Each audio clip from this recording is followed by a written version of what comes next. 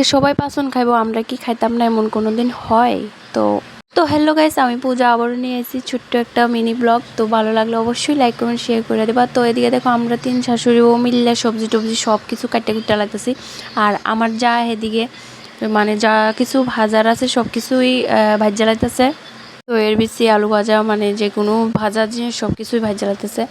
তো আমরা এদিকে দেখো কুমড়া টুমড়া সব কিছুই কাটা কমপ্লিট। আর এদিকে কিন্তু কাঁঠালও আনছিল পাঁচনের মধ্যে দেওয়ানোর লাগা।